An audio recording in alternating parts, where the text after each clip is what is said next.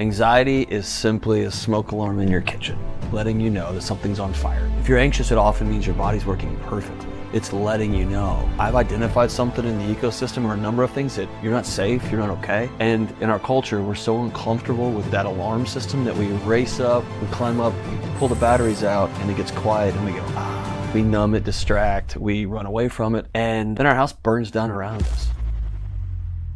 What do you think is the biggest cause of pain in relationships today? Me over us.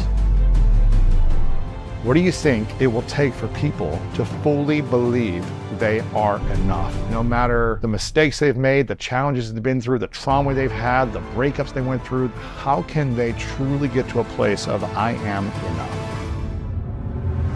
I think you gotta have a dream. The School of Greatness. Really? Yeah.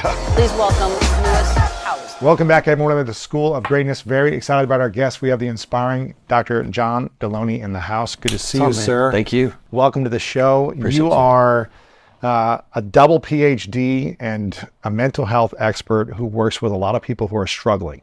People who are hurting, suffering, and struggling with things they're aware of or things they're not even aware of, but they know something is stuck inside of them, and you help them really understand the anxiety, the suffering, and the struggle, or the stuckness in them.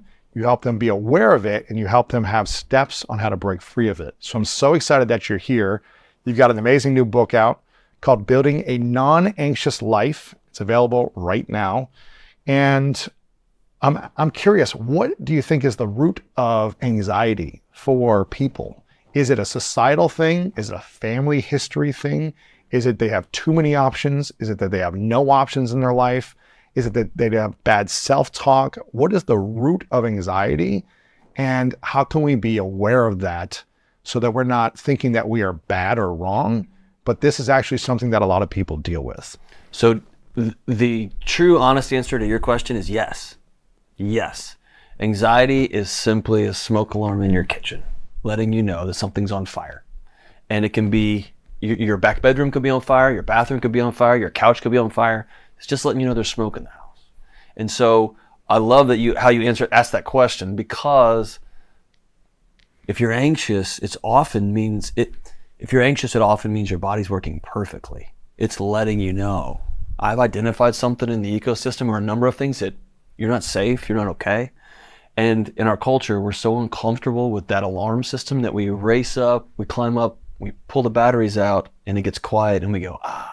We numb it, distract, we run away from it, and then our house burns down around us. Interesting. And so there's a new conversation happening in mental health circles, which is we spent 150 years telling people that their bodies are broken, their minds don't work right.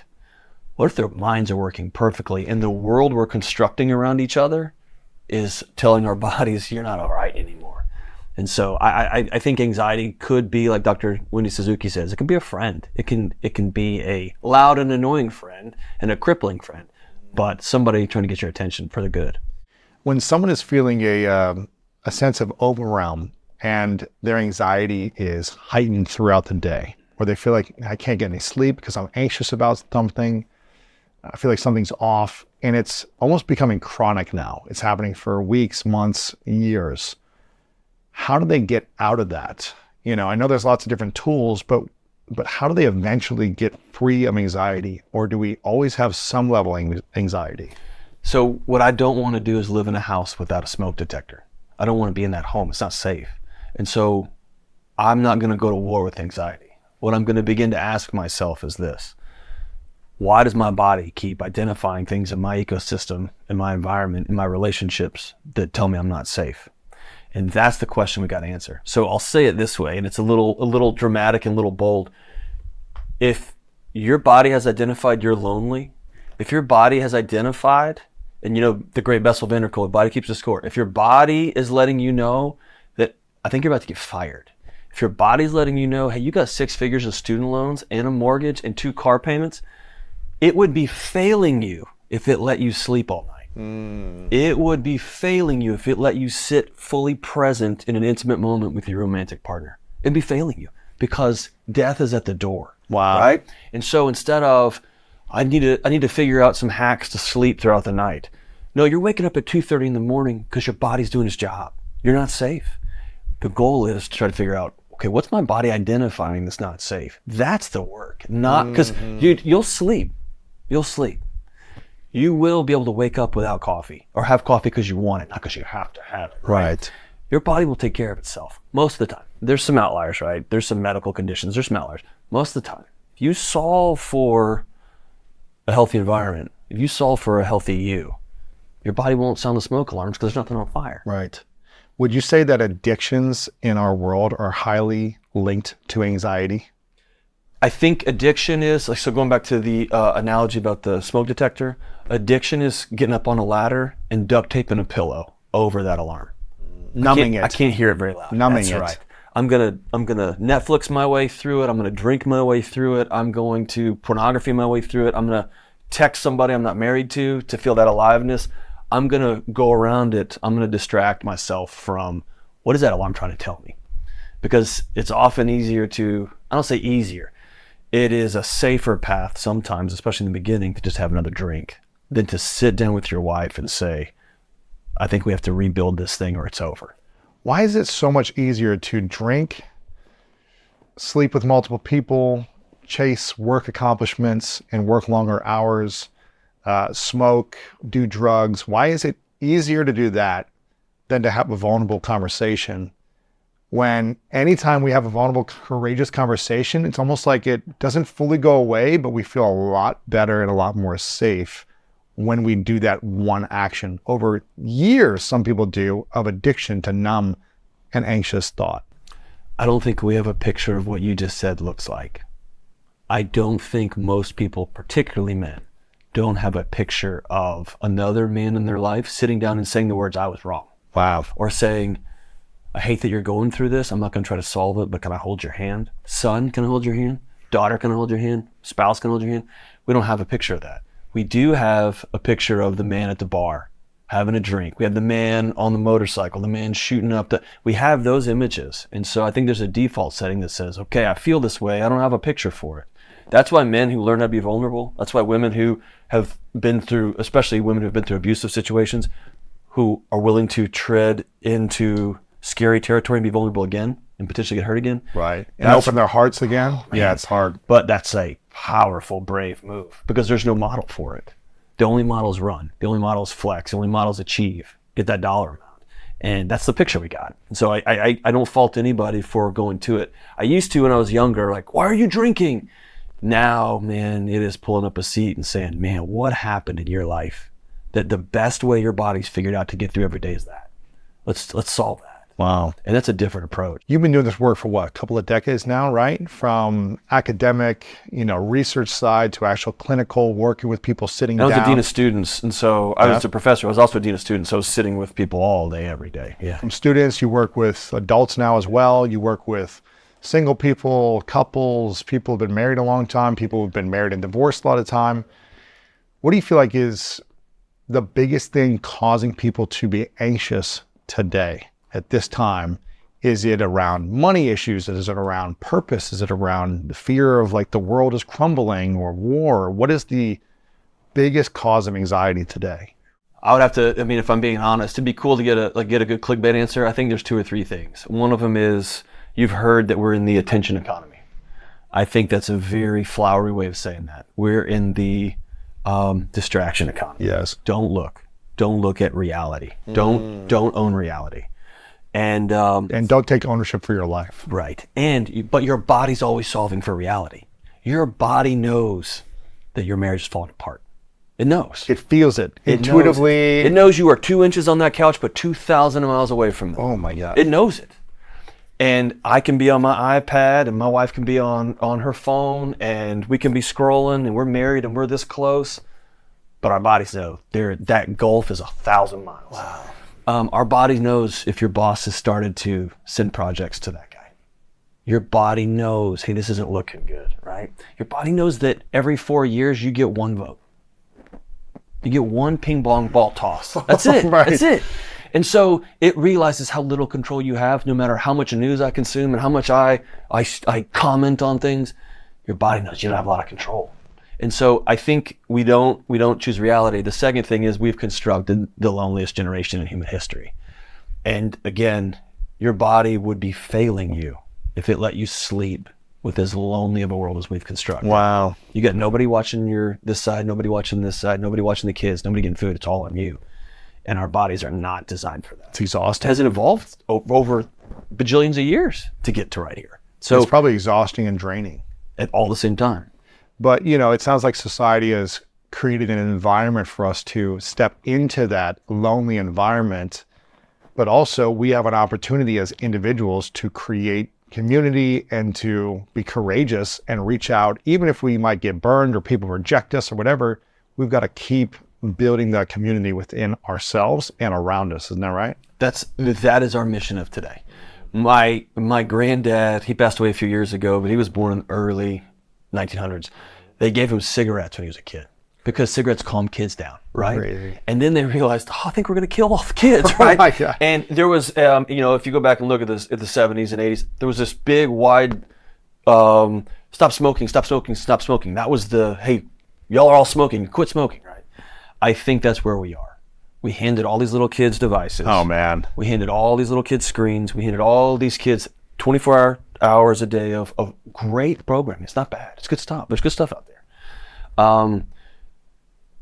And then we quietly created a group of kids that don't know how to interact with each other. Yeah, I remember growing up. I'm 40 now, so I grew up in the 80s. I was born in 83, and I remember growing up, and it was like video games was the devil, right? It was like back then, it was like, you got a Nintendo, you're going to be like brain dead, right? You're just on this. And it was like you spent an hour a day on there, and parents were like freaking out about an hour a day sitting in front of playing Mario Brothers, right? Or Duck Hunt or something, whatever it was back then. Duck Hunt, yeah. Duck Hunt, Mario Brothers, and like Street Fighter. It was like Mike Tyson's Punch-Out, Mike the Tyson's greatest game of all time. Tecmo Bowl, right? Tecmo It was Bowl. like, oh my gosh, you're gonna like be brain. It was like, oh, this is horrible for kids, right? And that was very little. I feel like, you know, I got my first cell phone when I was 17, and I was like the first kid in my high school to get it, right? But it was like you had to push 3 buttons just to get a letter out. It was no smartphone. It was like you're just calling people. You're not actually like on a screen scrolling and going through stuff. So I feel like I kind of missed. You know, I got lucky because I was outside playing sports after school all day until 8, 9, 10 o'clock whenever my mom would call me in. So I got a lot of outdoor physical activity, but I also felt very alone because I was lonely most of my childhood. So there would have been some comfort in having online friends or some type of groups online that would have helped me feel more seen and heard. So I see the benefit there. But how have you seen with the parents you're working with and maybe their children, how have you seen the struggles of parents and kids with the use of devices where it's probably harder and harder to pull a device away from a child now? What have you seen that's been the biggest struggle with that, with the family dynamic, parents and kids on screen so much? I think the device conversation has actually become a distraction. Ooh, what's the real conversation? 2 things. One, our parents trusted the news. All right. They trusted the news. Local news wasn't a publicly traded company. They trusted that man or woman in that seat to say, hey, here's what's going on in your community. Real journalism. Right? Yeah. And so that same nervous system wiring has been hijacked by news that is infotainment, that's designed to freak you out, get you to stay and not turn away. And so what I think kids are responding to be honest with you, you know this, like you do interviews all the time too. It's very rare that you or I get surprised. Like, wasn't expecting that question. I was doing an interview during the middle of COVID, and somebody asked me a question. A lot of people are worried about masks and kids. Is it going to hurt them? Is it going to help them? Is it helping more than it's hurting? All that.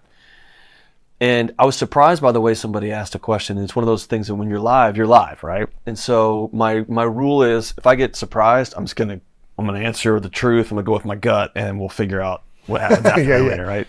And so somebody said, is this a 100-year problem? Have we destroyed a generation of kids by making them wear masks? And I said, kids are resilient. But here's where my gut answer came from. And afterwards, I think I'm right.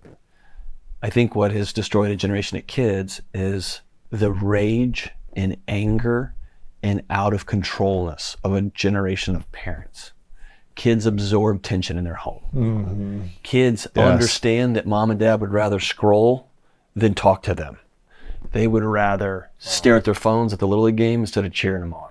They'd rather go to war against that high school kid who's a ref in the game, right? What are we doing, right? And so I think this has become a sanctioned Xanax for children. That's what because let me tell you this. A connected parent will win almost every time. Wow. If a child has to choose between and a dad on the floor, Eye to eye, listening, connecting. Yeah. yeah, that's a tough thing to beat.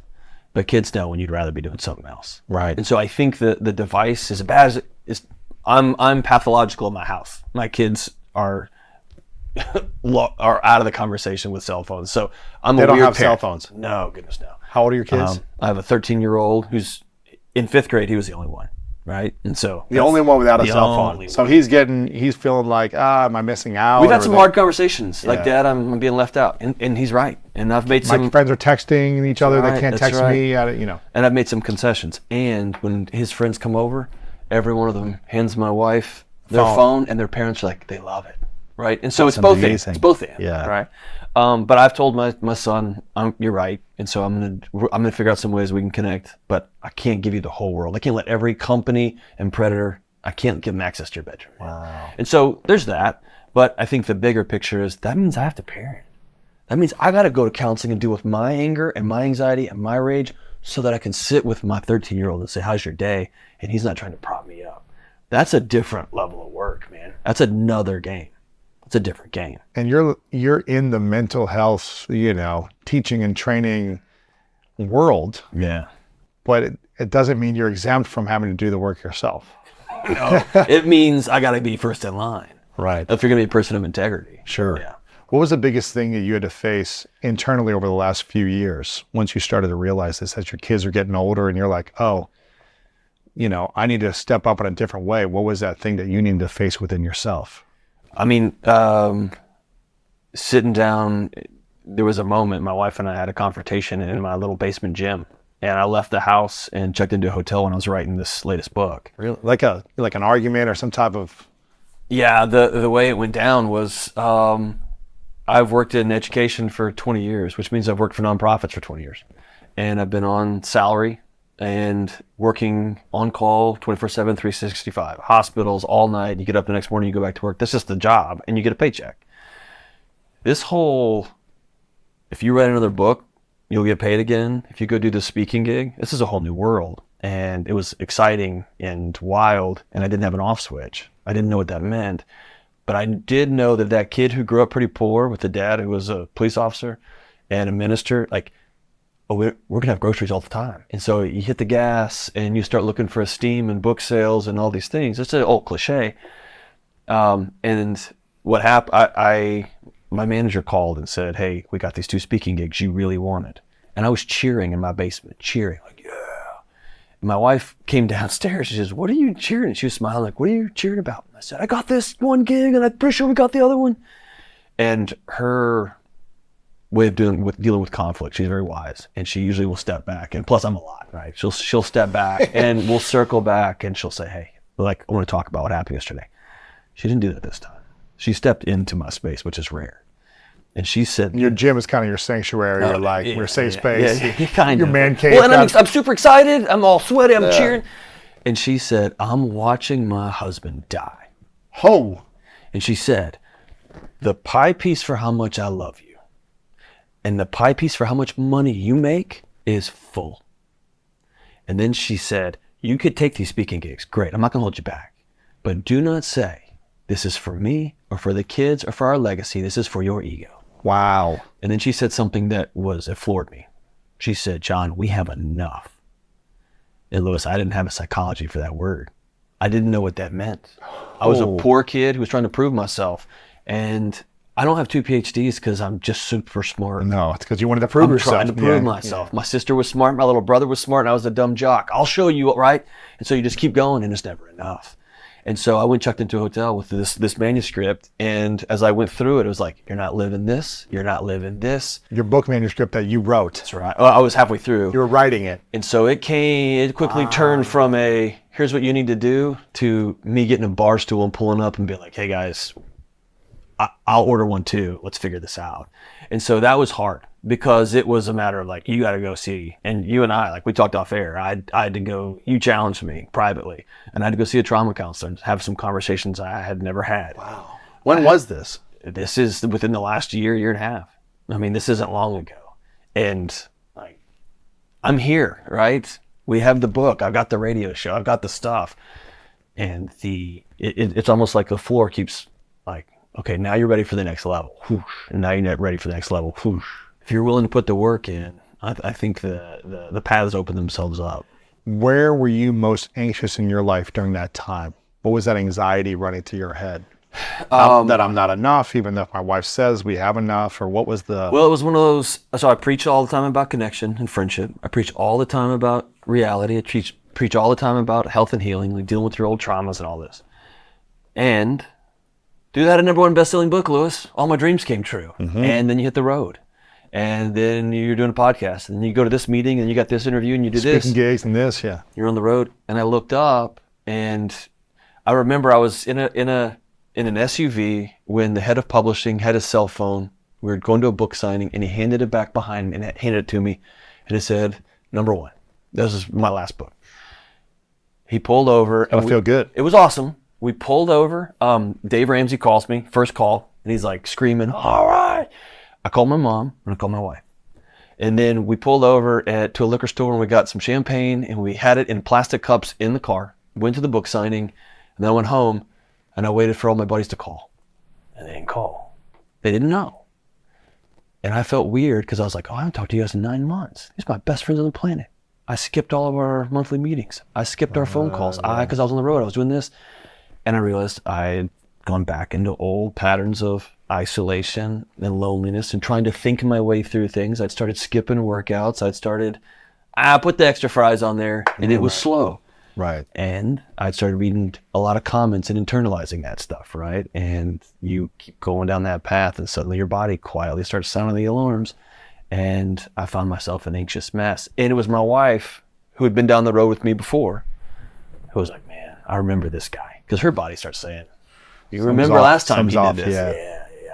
And so I think it was all of it, man. And I think anybody that wants to snake oil it and say, it's just this one thing or just this one thing, I think that's too reductionistic. We've created a chaotic life and we try to call it normal. Wow. And then we're out there playing whack-a-mole with symptoms, right?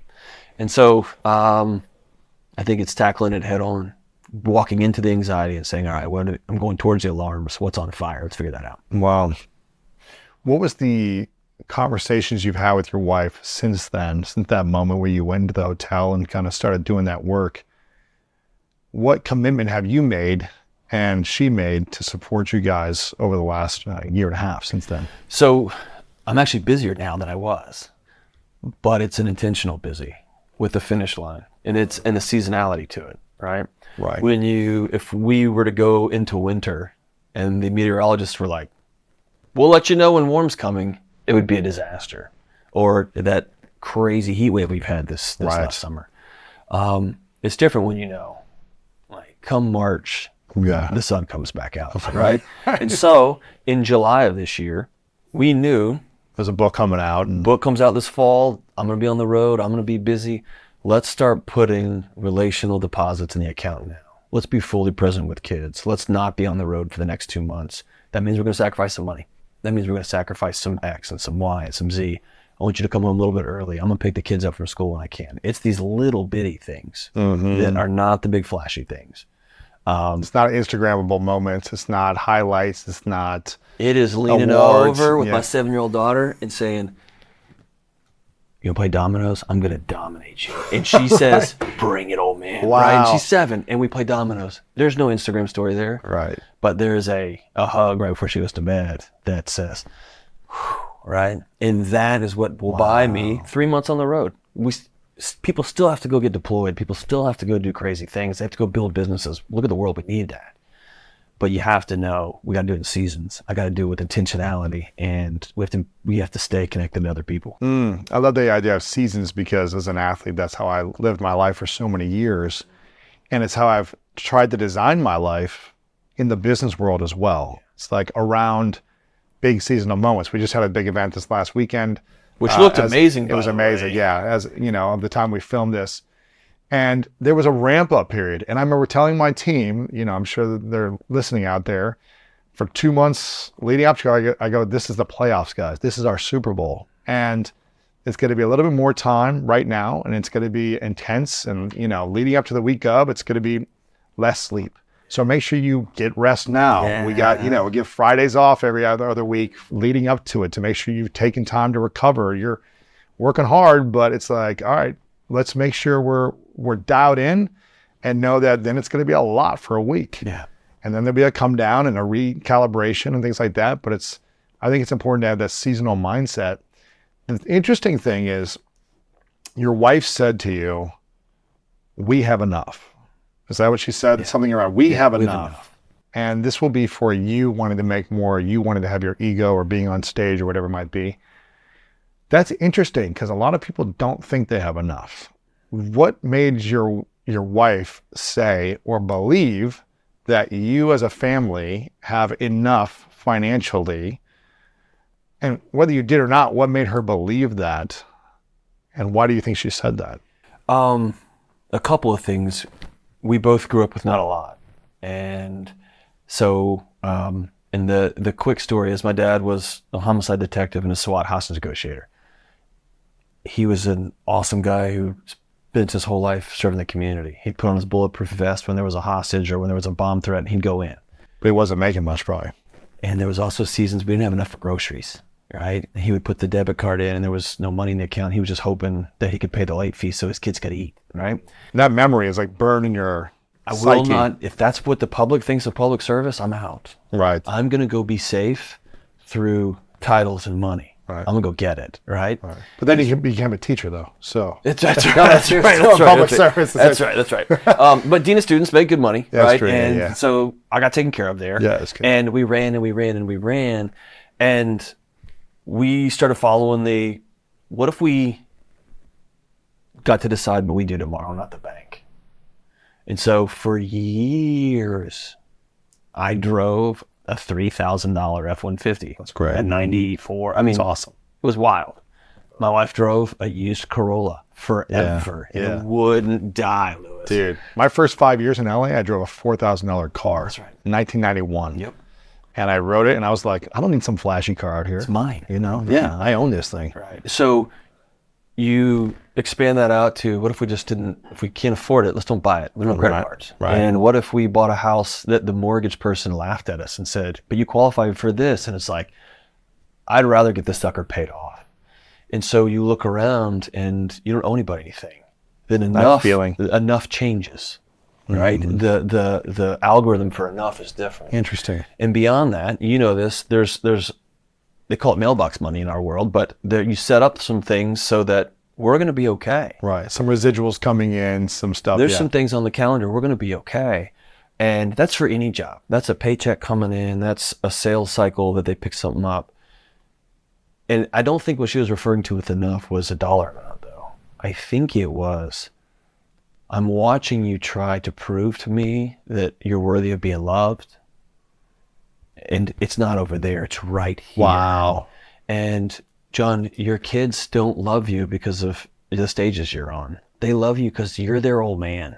And they just want you. Because you're playing dominoes for an hour a night, or you're going to a baseball game and you're present. Yeah. It's not because you're traveling that weekend for My a gig. buddy invites me to some fancy deer hunt, and I say, I'll go, but my son comes with me. Right. And he's 12, right? Right, that's and cool. they're like, cool. Okay. So I think the enough thing was way less about ambition. My wife knows who she married, and she knows that. Yeah, you're driven. Yeah, and I like being in the middle of the mess. Of course. It wasn't about a dollar amount. It was about love is right in front of you, and you're doing everything you can to avoid this. On a scale of 1 to 10, how much do you believe you are enough? 10 being the fullest amount, 1 being 0. So this is about 6 months ago. I haven't told this one publicly. You ready for this? So about 6 months ago, my same counselor I've been working with, she's magic. And I work in the mental health world, and she's incredible. And she said, I want you to make a fist. I want you to put it in your chest. And I want you to say the words, I love this guy. Louis, I couldn't say it. Really? It was wild. I was like, I'm not saying that. At first it was like, I ain't doing that. And then it was like, I can't do that. Wow. I was like, dude, I'm a grown man with a show. I can say whatever I want. I couldn't say it. Couldn't say I love myself. I love this guy. This guy. Right? And our mutual friend, Sal DeStefano with Mind Pump, I remember in private conversation, he said, John, you can't hate yourself into better shape. You can't go to the gym every day because you hate your body and expect that to be something you can sustain. You go to the gym every day because you value you enough that you're worth an hour. Wow. That you're such a good steward, you're going to invest in that body. Not that you're so disgusting that I'm going to work this off, right? And so similarly, you can't heal your marriage, you can't heal your relationship with your kids by hating yourself into it. You have to say, I'm worth being loved. And so 6 months ago, I would have given you a 0. Come on. I'm giving it to you. 0? I didn't believe it. You didn't believe you I were didn't believe enough? it. I'd never You asked that love yourself? question. Wow. I thought I could do a bunch of things pretty cool. Right. You I can could play accomplish guitar. and I achieve can and do well. Yeah. Yeah, I can write a book. Am I enough? Wow. Yeah. Can I sit with somebody without... I bought into the lie, which is a common male lie, that my only value is utility. What can you do? What advice can you give me?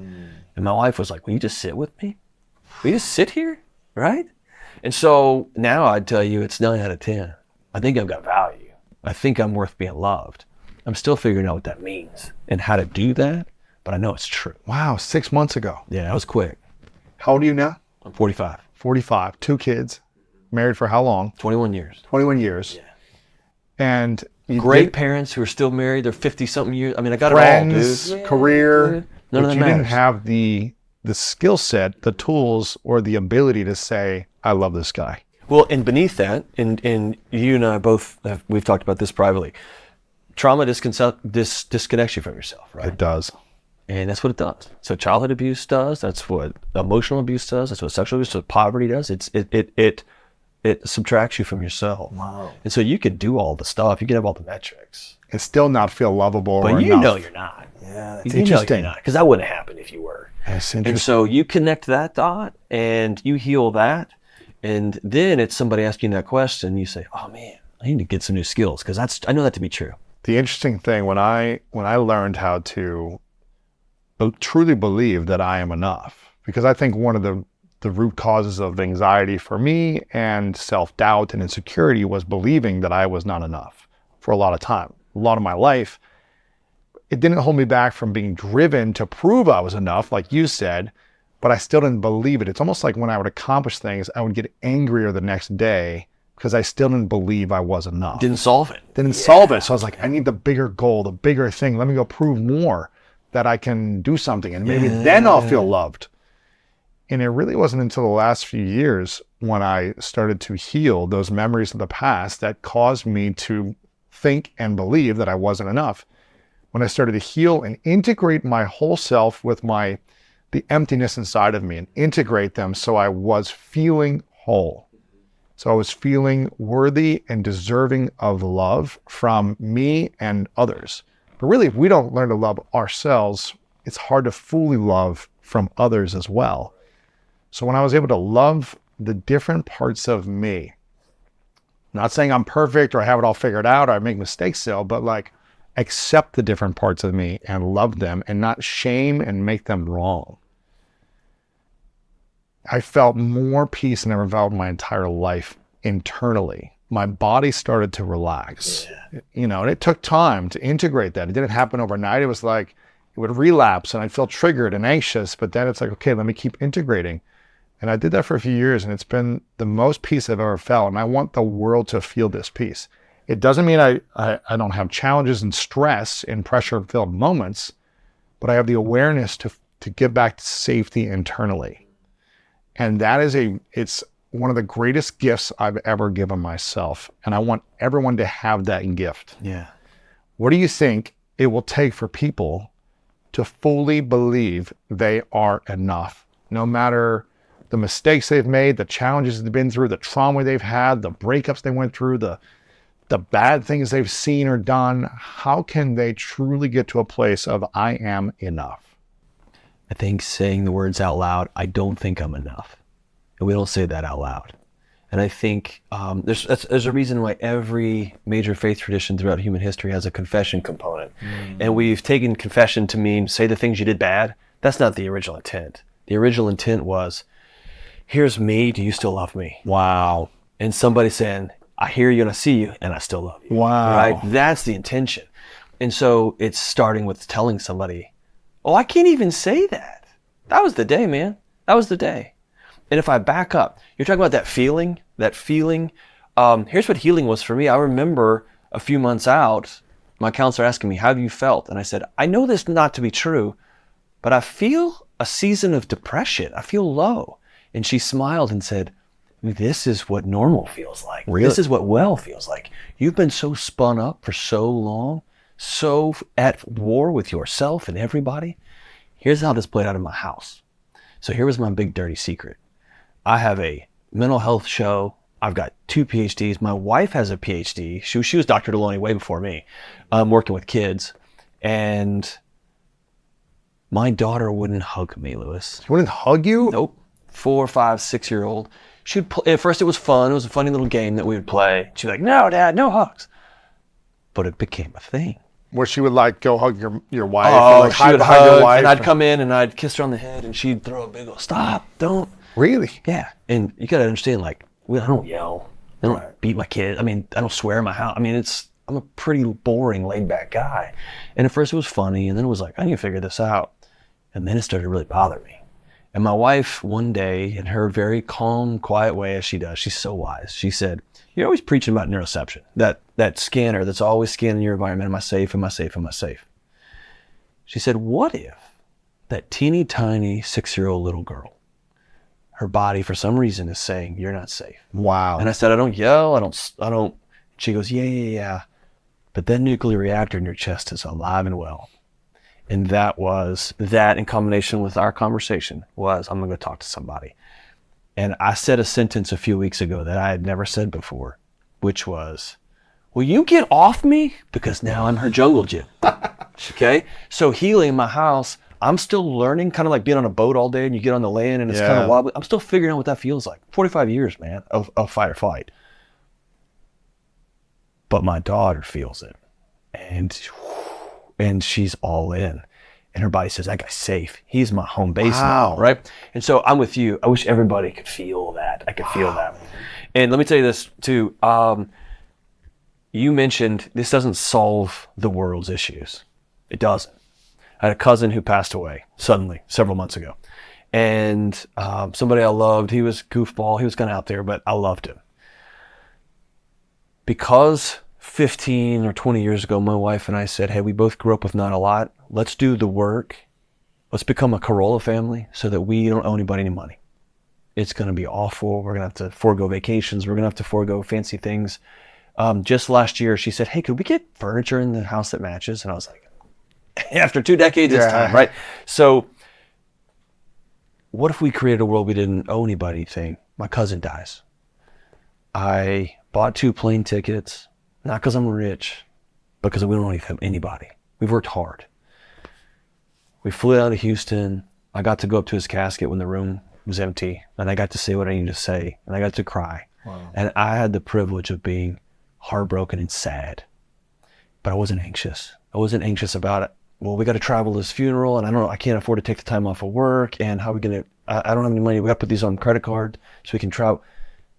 I had the privilege of not being anxious, but just being really sad. And I think in our culture, we pathologize life, normal things. You're supposed to be heartbroken if you get dumped. You're supposed to be brokenhearted if someone you love passes away. That's life.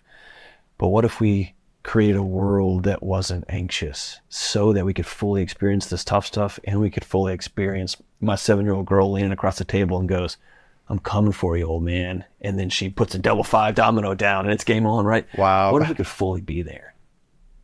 That's the non-anxious life. Wow. Why do you think is you mentioned this about people caring more about their feelings and wanting the world to evolve around their feelings, something around that. I can't remember if that's exactly what you said, but why do you think, feel, or see that there seems to be a trend of narcissism, self-interest, and my feelings and my beliefs are the things that matter most. So you need to change, this system needs to change, everything needs to change to fit my feelings and protect my feelings. Why do you think that is happening more so? We've clipped the strings. Esther talks eloquently about this. We've clipped all of the common strings that bind us together with a common story. For however long you think however long you think the earth has been around, our relationship to our gods told us what we're going to wear, what your role is, whose job is what job, what our values are, what you do and don't do. There's been tons of oppression. I'm not saying it's all great. I'm just saying that's the way it worked. And then we cut all the strings. None of that's real, guys. If it can't be randomized control, double-blind studied, it's not real. It doesn't exist. And so as beings created to worship, whether you're an atheist or not, as beings created to be in service of something, if there's nothing to be in service of other than the self, then you are the supreme ruler of your world. You're the center of the universe. You're Pharaoh. You will bow before me. And when you have a whole generation of people saying, no, you bow before me. No, you bow before me. Then you get chaos, which is what we have. Instead of saying, what if we all just went to the moon? Can we figure that out? All right. Let's do that. Let's go to the moon. And what if we said, how can I love you today? Instead of, this is just how I'm wired. I give answers. One of those ways you're going to end up sleeping outside by yourself. One of those ways creates warmth in your home, right? And so what do you want? Like, what do you want this thing to feel like? What are you doing, right? And I often ask this question, does that feel good? Like great quippy response. Like great grenade, sarcasm, cynicism. Good job. That feel good? Yeah. Did it? Is that what you're going for? Do you feel powerful for a minute? Like what are we doing? Or do you want to be connected and you want to be whole? Yes. You get to pick, man. Connection, wholeness, peace, I believe comes from service. And I believe first comes from service to self in creating wholeness, not neglecting self and being empty all the time and just only serving others and deflecting all of your needs to feeling peaceful and whole and healthy. Right. But then in that journey, giving to others, helping others, being of service, contributing to something greater than self, a mission, a vision, a family, a community, a goal, going to the moon, whatever it is, believing in something and others and giving to them. Yeah. And it's something for me that is really flipped in the last 10 years. 10 years ago, prior to 10 years ago, I was more about how do I look good? How do I win? How do I succeed? How do I, be right as much as possible? And it was very unconscious. It wasn't like I was conscious of it. It was That's just your body playing defense. And it was a survival mechanism, That's right? right. It was like, Defense. I need to win. I need to be right. I need to make more. I need to look good. I need to have this image and ego, shaped the way I want it. And I just realized that wasn't a happy life for me. Maybe some moments that seemed happy, but it wasn't really fulfilling until I said, it's got to be collaboration over competition. I can still compete in certain ways, but it can't be for someone to be less than. Yeah. It needs to be for me to compete to get better. Yeah. And serve better. Yeah. But collaboration over competition, service over self, that is what's brought me a lot more fulfillment. It doesn't mean it's always easy. There's challenges, but it's brought me much more meaning and fulfillment. What do you think is the biggest cause of pain in relationships today? Me over us. Really? Yeah. Me over us. How I feel right now. Or how you made me feel. Not, my body responded when you did this. I need to deal with that. Or I've got some hard choices to make. You did it. It's me over us. I think, and this would go back to the question you asked earlier. It was a watershed moment when I heard Estelle Perel talk about the 9/11 towers analogy. She was talking to a couple who had experienced infidelity. And she said one of the greatest challenges couples experience is I just want to get back to the way things were. And she likened it to, you couldn't go on September 12th and sweep up all of that dust and glass and steel and rebuild those towers with that stuff. They fell. Wow. You have two choices. You can walk away and let nature take it back over, and it will. Or you can hire some experts. You can excavate that. You can design, build, grieve, come together and build something beautiful, a nod to the past, but something going this way that's hopefully stronger, right? Those are your two choices. But what you had is over. And so I've taken that into my own home. My wife and I right now, we've never been parents of an 8th grader and a 2nd grader. This is a new marriage. And so we're going to build something new. It'll have a lot of the features of the old one, but this is new because 8th graders stay out later than 2nd graders, right? Right. We're used to going to bed at 9 o'clock. We ain't doing that anymore because I got to pick them up, right? So we have a new marriage. And if you keep saying, I just want to get back to the way it was, I just want to get back, you end up dragging each other back. And so if we said I do, then us becomes number one. Wow. And that's not a popular thing. But I know I got to exercise, I got to eat right, I got to get some sleep so that I can show up for us, right? So it sounds self-serving, but it's not. I got to do these things so I can be whole, so I can show up for what we're building new. On your show, the Dr. John Delony show, you have a lot of call-in aspects as well. Where people are calling you. Yeah. You're coaching. They're telling you their challenges. You've been doing this for the last few years now. What is the big reasons for struggle in relationships or causes of divorce that you're seeing lately? I know kind of historically what that is. Is it more financial burden? Is it more, is there infidelity or people wanting more to like sneak around? Is it a lack of intimacy? Is it family dynamics of the other families? What is the main cause of friction in relationships or marriages today? I think if I'm looking at symptoms, it's going to be money and infidelity. Really? Some scale of infidelity. Yeah. Some version of. And people are calling in and telling you about this They're stuff, telling me right? wild stuff, yeah. Underneath it, I think it's a broader picture. Terry Real talks about this beautifully. The world changed, and men just want things to go back to the way they were, and women want men to do new things without a new set of tools. Give me an example. And so you've got how's the world changing for men and women today in relationships that you're hearing about? I watched it in my house. It growing up. I'll give you this a good example. So my dad's a homicide detective. He's a bad dude. He's a smart man. He's very fair and very kind and also a good guy.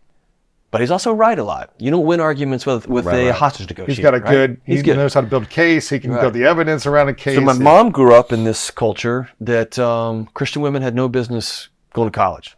You have a job and a role, and this is it. At 41 or 42, she went back and took her first, and she didn't go back, she took her first community college class. Wow. And my dad, everybody had been supporting her. You should go. She finally did it. Then the next semester, she took another one. And then she had one professor say, "You're real smart." No one ever said that. She went again. At 57, she graduated with her PhD. At 63, she got tenured at a university. And this past summer at 70-something, she did her last summer at Oxford. Okay? Holy cow. So it's this wild back half That's of her awesome. life. But in my house, in real time, I watched somebody who hadn't gone to college, who didn't know she had a voice, who was reading this literature for the first time and being like, "Hey, wait a minute. I think you're wrong. And I have an opinion. Here's my belief. Here's my thought. And I think I'm right." Well, that changed the dynamic of our home, right? And my dad is a super forward-thinking guy. He's like, "Okay, I know you're smart, but this feels like this way." And Texas homicide detectives don't have feelings, right? No, right. And so it was them learning together. They've been married 50-something years, and I got a ringside seats to, you better learn some new tools, man. Because she's in a world where her voice matters now. She's in a world, and think of this. In 1970, when my mom got married, she was not allowed to get a mortgage without my dad's signature. She couldn't get a bank account without my dad's signature. We think that was 1,000 years ago. That's my mom. And so to grow up in a world where you got to go have your husband sign for you to get a checking account, to all of a sudden you're teaching at Oxford and you're in London by yourself in your 70s, that's a big arc. And it's easy to go, yeah, I should just be that way. There's a lot of relationship, like okay, I so badly want to love you right now. I don't know how. I'm out of tools. The tools I have were from the old era when I had to show up and sign for you. Can we learn together? Wow. Right? And there's a humility there, and there's an empathy there, and let's figure it out. And so I think in a world now where we expect everybody to be everything. You're a co-earner, you're a co-parent, you're a co-manager, Co-lover, you got to be beautiful until you're 90 because we're going to be sexually active until we're 1,000 years old. You got to be. We have to believe the exact same things about this whole list of things.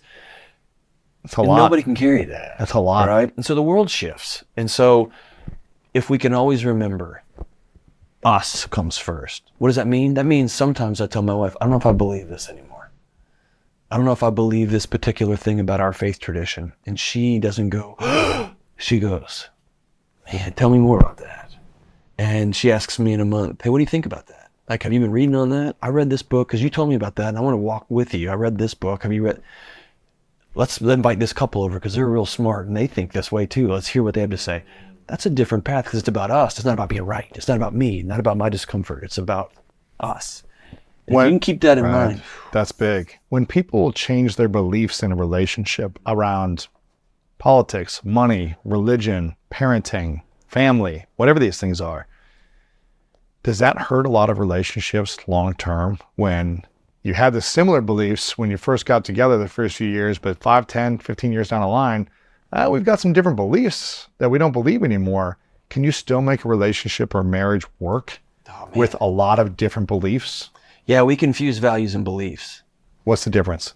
Values are what we anchor into. This is who we are. We value everybody's welcome at our table, period. We value curiosity. I just read this thing and this is wild. Let's figure that out. We value community. We believe in fill in the blank. We value faith. Why in the world would you read a book if you weren't open to having your beliefs changed? That's why you read. That's why you listen to this podcast, because you believed that cupcakes were the best food for you. And then you get a diet expert on here and they're like, that's going to kill you. And you go, my beliefs are different. My values of I want to live a healthy life and be a good steward of my body. We both value that. Cool. We were both told that endless amounts of cardio was the best way to be healthy. We value being a good steward of our body. Hey, I learned a new belief. We got to do squats now. Oh my gosh. Interesting. And so I think couples don't make enough space for, I want my wife's beliefs to change. I want mine to change. Our values, that's where you get when I don't value hospitality anymore. Now we got to sit down and figure that out. I don't value family like I did. We need to talk about that. And so if couples say, here's who we're going to be. Let's put that on a wall in the house. Boom, we're going to anchor into this. And then our beliefs, man, I hope those change over time. If I still believed what I believed when I was 18, God help us all, man. Wow. You know what I mean? Why do you think this is fascinating? I really like this concept of values over beliefs and really allowing your beliefs to be flexible or open-minded beliefs. But it sounds like a lot more stronger foundation of values, but loose but flexible beliefs. Is that what I'm hearing you say? Is like be open-minded to your beliefs being shifted or evolving. Yeah, I saw this in a way that was really transcendent during COVID. So I grew up the last 20 years, my professional life, I grew up, if you will, in the university setting. So I don't remember who it was. I think it was King's College, but I'm going to make it up. COVID kicks off and bam, we think, making up a number, we think 35 million people are going to die. Every scientist I knew, and most of the scientists I didn't know, there were epidemiologists, that were modelers, that were virologists. They said, awesome, game on. And they go to their model with their data and the new data and the new data. And then within a couple of weeks, someone goes, boom, we think it's 12 million. And the scientific community cheers. We're less wrong. We are 35 minus 12 million people safer. Hooray. And I had just left the university and gone to a media company. And I was exposed to that whole ecosystem. And I realized politicians and many media outlets don't have oh, thank God we were wrong. Thank God. We've got new information now. No. If you state it, you got to die on it. If you put a belief out there, it's the end of time. You've etched it in concrete. The value should be, we're going to find the right answer. We value truth. I believe this is true today. If I get some new information tomorrow, I should come out with trumpets. Yeah. Dude, we got new information. Interesting. Because we value truth. We don't value being right. We don't value being first. Wow. That's a big difference. And so now, there's problems in the scientific community. There's a lot of people sold out. There's issues. But by and large, the picture was when you do a scientific study, you reject the null, right? Like, I want to be less wrong. I want to find out if I'm wrong or not. Not, I will go to the ends of the earth to make sure you know I was right, even when I'm wrong, right? Wow. What a different world that is. It's a different way of approaching the world. So I celebrate literally when my wife comes in and goes, hey, I just have been praying over this. I've read something new. I sat with a counselor the last 4 months. I think I believe this right now. The homeostasis of our home isn't threatened by that. In fact, it's celebrated because we are building us. I might have to say, we need to build a new marriage around that because it's new. But we value curiosity. We value belief in one another. We value our marriage. We value our kids. And so let's figure that out. But we can't grab onto those beliefs. They'll kill us. They'll drown us. They'll pull you into water. It sounds like most people that get into a dating relationship or a marriage don't have a true value system that they communicate with each other. They're not clear on it. They're not clear on the vision of their relationship. Correct me if I'm wrong, but it seems like a lot of people, and this was my whole history, get together based on chemistry, chemicals, feelings, and it's harder to talk about values. What are 3 things that you think every marriage should do before they get married to set themselves up for the most success possible? I'm not saying the least amount of challenges, but the most amount of peaceful experience of a relationship they could have, diminishing or, lessening some of the challenges that would come later if they didn't do. I think the first one is you have to have a group of people outside this marriage that you both are committed to helping carry the weight that you bring into the world. Really? What does that look like? That means there are seasons when I get home from being on the road and she said, are you going to watch the fights this weekend with your buddies? Because she knows I need to go sit with a group of guys and laugh and be goofy and tell jokes and eat nachos, even though I'm trying to, take care of my nutrition. She also knows she can't carry all of my, am I enough? And what about the bills? And hey, what about the kids? And all of it. I've got to have a group of guys that I can lean on. And she's got to have a group of women that she goes and sits with on a regular basis, and they go do whatever it is they do. We have to have a counselor that I call on and say, I need some healing. Hey, by the way, next year I'll have a 9th grader. 9th grade for me was a magic year.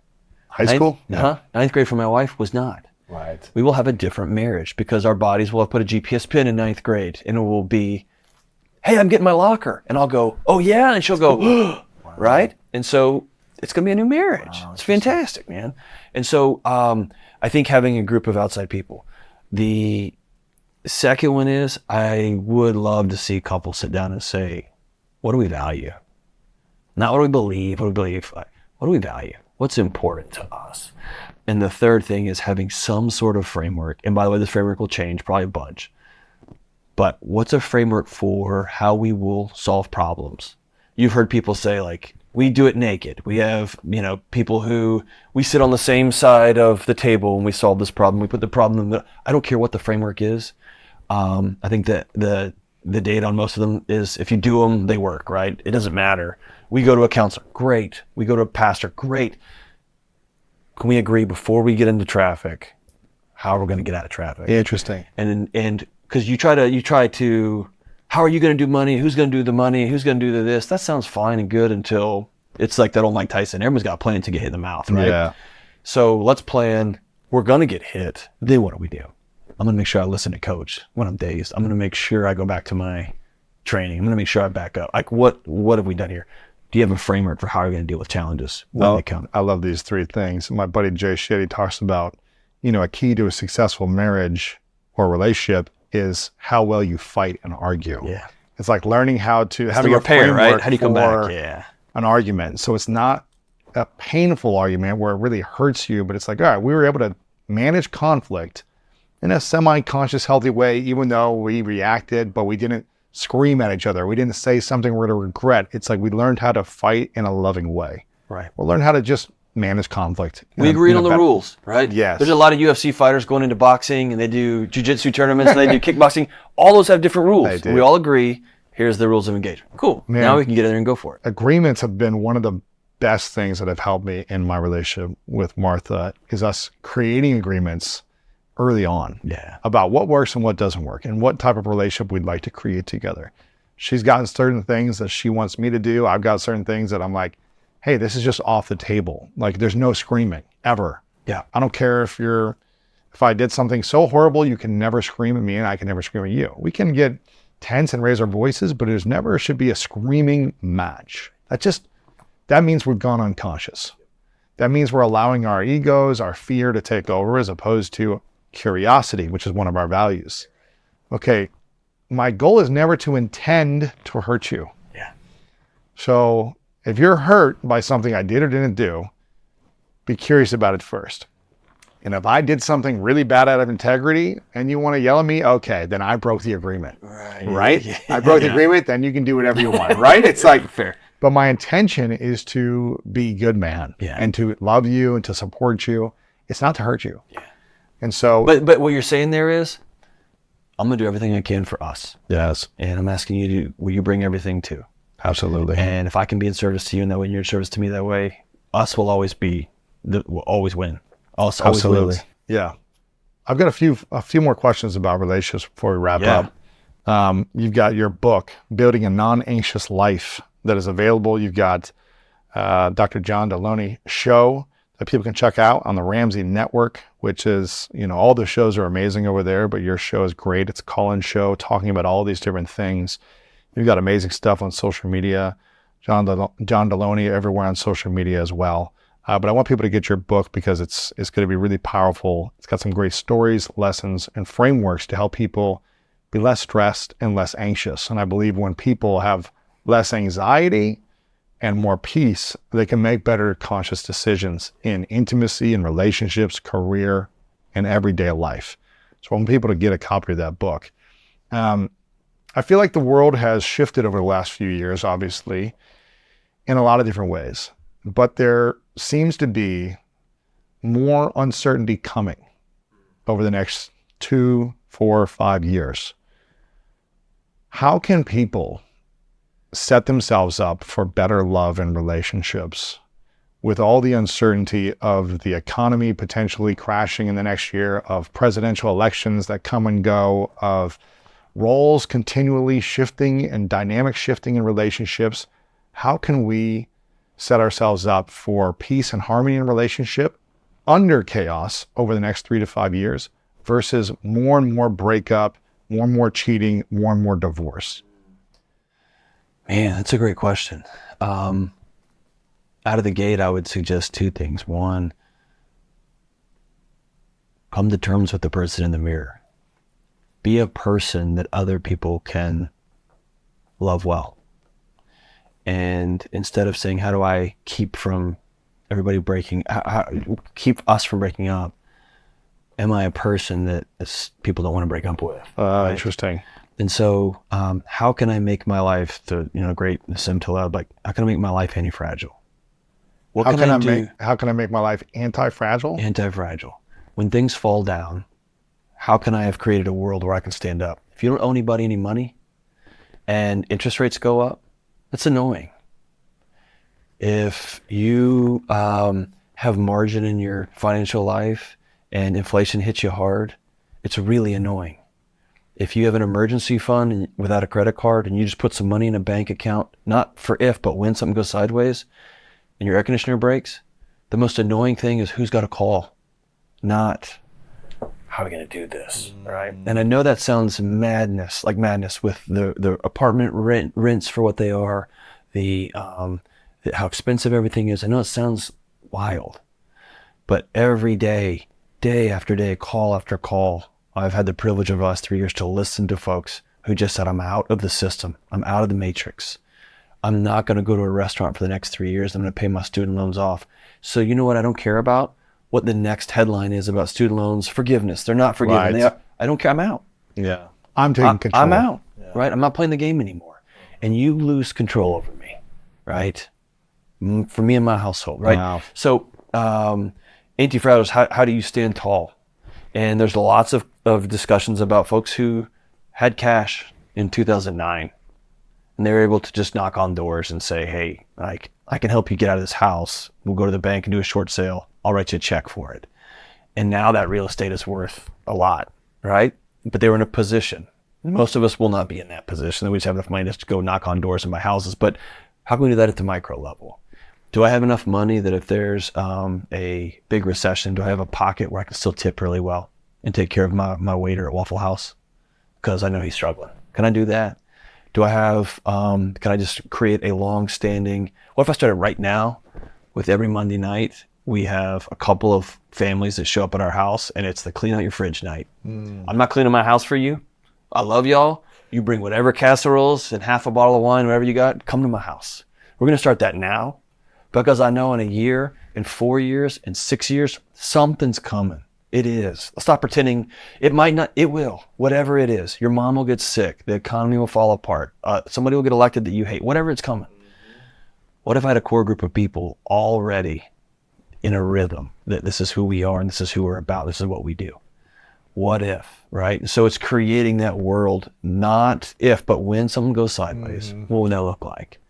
I love this concept because I feel like this anti-fragile life, I feel like more now than ever, people take every little thing so personally. Yeah. Very thin skin. Yeah. Everything is an offense. Everything is a bothering. Everything is hurting their feelings or offending them in some way. And maybe it's justified. Maybe it is offensive. But allowing that person to trigger you that much means they have power over you in some way in that moment. You're giving them power. You're giving them your emotions and your reactions. And you're pulling your energy away from a vision, away from service, away from health, away from friends and family, into this offends me, and I'm going to let it consume my energy for the rest of the day. And I'm going to tell everybody. Yeah, and I'm going to infect gossip and this and that into other people about what is personally triggering me. And there's a difference between taking action on something that is unjust and saying, I'm going to act on this. This is unjust and unfair, and this is going to be of service. I'm going to be of service to ending this. And you can do that without things taking you, making you feel so overwhelmed that you are fragile. Yeah. Because a fragile person is unable to take action effectively, Right. in my opinion. Yes. And your nervous system is going to get wired up. So you're going to get, It won't be effective action. you won't be effective, right? And, And you're going to be more let's- exhausted. You're going to let's- be more tired, all these things. Let's be honest too. When Dr. King was walking across that bridge, he was told with no uncertain terms, you're going to get killed You're walking gonna across shot that today, bridge. yeah. And he walked across the bridge.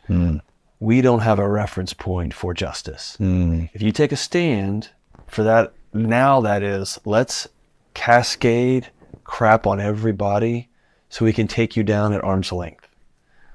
You want to get involved, go get involved, but you're going to get hit in the mouth. Because Right. true justice, walking and sitting with hurting people, you leave some blood on the floor too. That's what that means. And so minimize how many hills you want to die on, Right. and be ready to die on that hill when it's time. And that doesn't mean go with your, with your big emotions. You go with your training and your data and your years of experience so that you can show up and be effective. Absolutely. That's a different world. So that story I told about my wife saying there's enough. I told that on another podcast and it spun up. What do you mean? It took on a life of its own. Really? I was stunned by it. I was like, what in the world? I didn't post this. Another podcast posted it. It took off. And then the comments started pouring in about my wife. How dare she? She better back off. Just like a woman keeping a guy down. I mean, it got ugly. And Lewis, at first I got pissed. It was instant. And then you don't get a vote. Right. I gave my wife a vote. I asked her, when you see me drowning, will you reach in and help? And when I see you, I'll reach in and grab you too. And she saw her husband drowning. She said, I'm watching you die. And so all of the people from the nickel seats saying, oh yeah, you don't get a vote. I didn't give you a vote.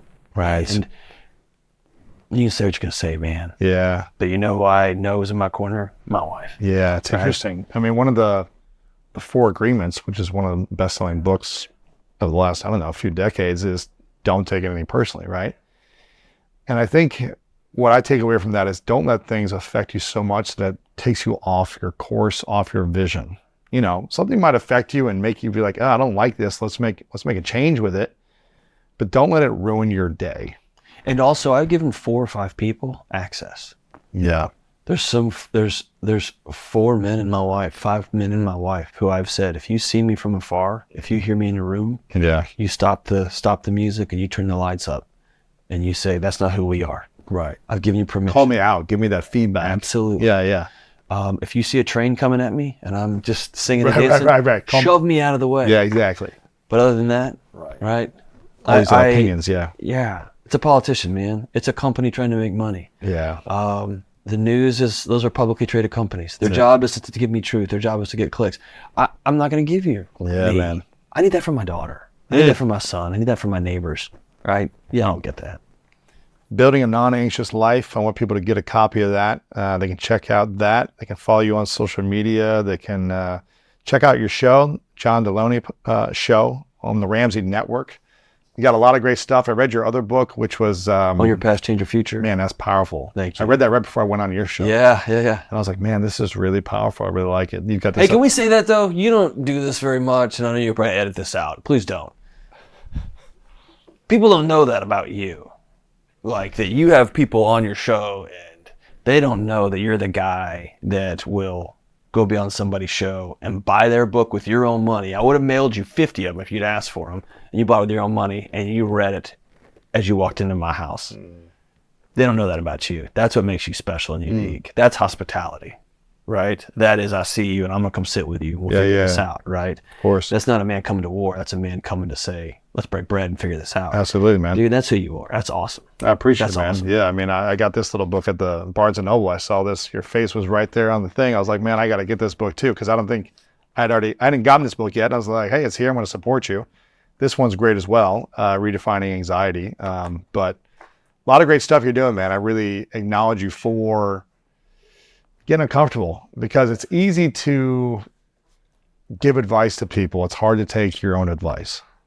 Yeah. It's harder to do the work yourself than it is to give the advice. And I know you came from an academic background as a dean and, you know, double PhD, and you could say, I've got all these things figured out. But for you to have the courage to step into your emotions in a different way and process them in a way you never have done before, with your wife, with your family, to your daughter, you know, essentially resisting you at arm's length, kisses and hugs for years, to now her jumping all over you, speaks a lot about the work you're doing on yourself. Speaks a lot about the inner world that no one will ever see, you know, from your show and the books and all these different things, because there's a lot of people that can write a great book, but isn't a great human being. And you're doing both. So I acknowledge you for showing up. And it's not perfect, and you've got bad days here and there, I'm sure, but you're showing up and you're doing the work, and that's a beautiful thing, man. That's what we can all ask for. So I want people to get that. I acknowledge you for that. I've got 2 final questions. This is called the 3 truths. It's a hypothetical question. Imagine you get to live as long as you want to live, but it's the last day on earth for you. And you get to accomplish and experience and live beautifully all the things you want to do. But for whatever reason, on this last day, you have to take all of your work with you. This book is gone. The content you've created is gone. This interview, it's gone from our world. But you get to leave behind 3 lessons to the world. This is all we would have to remember you by. I call it 3 truths. What would be those 3 truths for you? Wow, Lewis, that's a great question. So the 3 truths that 2 of them I got from home, and 1 of them I got from my wife. The first one I got from my dad. When it's on fire, you go in. When everybody's running out, you go in. The second one is from my mom. There is no such thing as I can't. There's no such thing as too old. There's no such thing as too far on the margins. There's no such thing as an excuse. You pick up a machete, you head into the jungle, and you start carving a path. And I watched her do it. The third one actually is this. It's not from my wife. It's from a buddy of mine who's a mentor, a spiritual mentor, and a psychologist. I went to him once with a student problem, and the university wanted to separate the student from the university, and I said no. It's my call. The student stays. The university said no. And I went to him as a spiritual mentor and said, hey, here's the situation. And he listened and he said, you're right. And he said, if this is where you draw the line, you're free to go. I want you to know your spirit's going to be light, because what they're doing to this young man's wrong. You're free to go. And I felt all good. And he said, but never forget, if you leave and walk out that door, all the other students just like him will still be here. If everybody runs, if everybody cancels, if everybody shuts off, everybody leaves the crowds, instead of walking to the crowds and whispering, I'm with you, then nothing gets better. And so what if we lived our lives as though we could never move? What conversations would I have? What challenges would I have? So the question, or the truth I would ask is, the truth I would leave is, it's often better to stay even when it's hard. Let's figure it out. Probably good relationship advice also, huh? Almost always. Yeah. Unless there's abuse. Right, of course. Yeah, outside yeah. of abuse. Infidelity, abuse, lies, all that stuff. Yeah, of course. You don't want any of that. But, man, What if we stayed and figured it out? yeah. What if we both reinvent it? Obviously, it takes both of you to do that. You know, it can't just be one. But, man, that's a beautiful truth. I love all three of those. What a great question, man. Thank you. I'll think about that one all the way home. That's Right. good. Final question for you. It's been powerful. I appreciate you coming on and opening up. Final question. What is your definition of greatness? For me right now, my definition of greatness is my kids want to come home. My definition of greatness is my wife and my daughter and my son can't wait to get home because dad's a safe landing spot after a wild day. And so all of this other stuff is in service to, can I be at peace at my house? That's greatness. Am I a safe place for my loved ones to land? So the relationship is a figure eight. It's what I do that makes you do something, that then makes you react to me a certain way, that then draws that out of me, that draws that out of you, and each one actually creates the other. And when you get that view of relationships, when you come